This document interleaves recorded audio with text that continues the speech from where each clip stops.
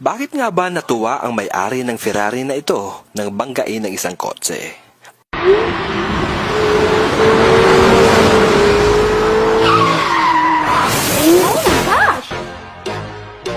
Alam mo bang ang Ferrari na ito ay isa sa pinakamahal na sasakyan sa merkado? Nagkakahalaga lang naman ito ng 20 million pesos. What? Alam mo bang sa halagang ito, pwede ka nang bumili ng 10 Toyota Hilux? O kaya ay magpatayo ng iyong magarang mansyon. Kaya naman napaka-unusual na sa halip na magalit abay mas natuwa pa ang may-ari ng Ferrari ito nang ito ay mabangga. What? Ang may-ari ng Ferrari ay si Mark Pinos, isang batang milyonaryo na may-ari ng isang dropshipping business. And this is the day na nabangga ang aking Ferrari. Pagdating ko sa restaurant, ikukwento ko sa inyo. Sa U-turn, sinalubong ako. Saan? Saan tama? Okay. Okay, kaya naman pala. Hindi naman siya, Hindi naman halata. hindi naman sir. Okay. Kaya naman, natatanggal na sir. Ah! Yung rap lang din. Sa baba din, yung wrap lang. Hindi yan wrap. Carbon fiber na yan. So here's the story. Galing akong office, so papunta ako sa wife ko ngayon. And then there was this U-turn slot. Nakapasok na yung nguso ng kotse ko sa kabilang kalsada. Pero traffic, so hindi tayo gumagalaw. Then nagulat ako, this Wigo na nasa harapan ko, imagine na nakatigil ako. Out of nowhere, bigla niyang nilapit yung kotse sa nguso ng Ferrari.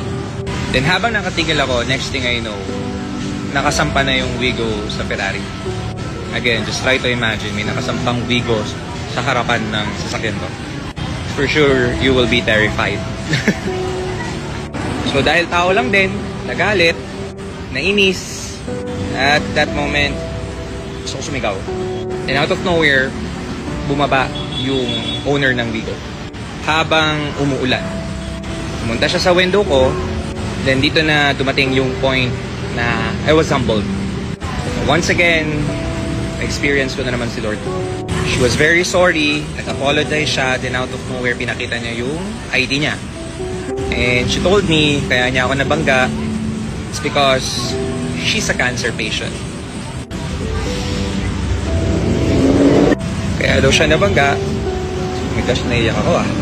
Kaya daw siya nabangga kasi iniisip niya yung mga pambayad ng bills niya, pambayad ng mga expenses niya sa ospital, kaya daw hindi niya ako napansin. So, dahil umuulan, sabi ko sa kanya, go back to your car, pag-iisipan ko. Alam mo, noong time na yon, the enemy is telling me a lot of things, a lot of lies, na pagbayarin mo siya, malaki magagastos mo sa kotse, malaki damage, walang excuse, di ka kasi nag-iingat. Pero on the other side, as a Christian, I also felt God. I also felt Jesus. So while it was raining, bumaba ako, sobrang daming kotse, actually nagbibideo na yung maraming tao doon. Sobrang hesitant ako bumaba kasi syempre gabi na, tapos ulan, traffic, pero binaba ko siya. Pinuntahan ko siya sa door side niya. Then I told her, experience mo na ba si Jesus? Alam mo, this is the day na ma-experience mo ang grace ni Lord, ang miracle ni Lord. For 1 minute, I prayed for her. I won't go to the details kung ano yung sinabi ko sa kanya. Basta I prayed for her for 1 minute habang nasa window niya, habang umuulan.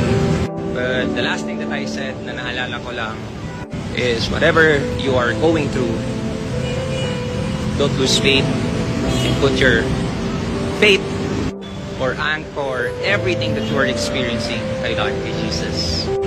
Then sumakay ako ng kotse ko, then we part ways. So ito yung tatlong moral of the story na nakuha ko kanina. One is kotse lang yon. Papalitan naman ng sticker, then after that gawa niya. Pero feeling ko yung damage sa heart niya kung pinagbayad ko siya nung araw na yon or kanina, feeling ko hindi yun mababayaran ng kahit anong pera. At kung merong isang rason kung ba't hindi ko rin siya pinagbayad, well, dati namang wala yung Ferrari na yun eh. Galing naman yun kay Lord. And I also realize na if that car ang magiging rason para maging masamang tao ako, wag na lang. Second, when you are experiencing anger, galit, I am telling you, it's not from God. God is pure, God is loving. At never niyang ipaparamdam sa heart mo or sa isip mo na gumanti ka or mainis ka sa isang tao. That's why nung na-identify ko na kanina na it's not from God, ako pa yung nag-apologize sa Kanya. Kahit wala naman akong technically kasalanan. At pangatlo, let's always forgive. Kasi life's too short para magbabad tayo sa mga bagay na hindi naman natin dapat binababaran. Imagine kung pinapulis ko pa yon, pina-enforcer ko pa, pina-investigate ko pa, it would take us 1 week, 2 weeks, 3 weeks, 4 week, 4 weeks. Kung di niya pa ako binayaran, baka magkademandahan pa kami. Can you imagine that? Pero kanina, grabe yung grace ni Lord. Hindi niya naman deserve kasi binangga niya ako. Pero nagkapatawaran kami at sinabi ko today may experience mo yung grace ni Lord kahit di mo deserve, pero ibibigay ko sa'yo. Dahil sabi sa akin ni Lord. And after that, life goes on. Bukas, papagawa ko yung kotse. The next day, maybe okay na siya. Then we can both live throughout our lives. Sorry, mali na naman yung grammar ko. Kaya message ko sa lahat ng mga nanonood, when you are with God, when you are with Jesus, you will experience peace beyond your imagination. And at the end of the day, everything in this world is temporary. So why waste your time? Diba?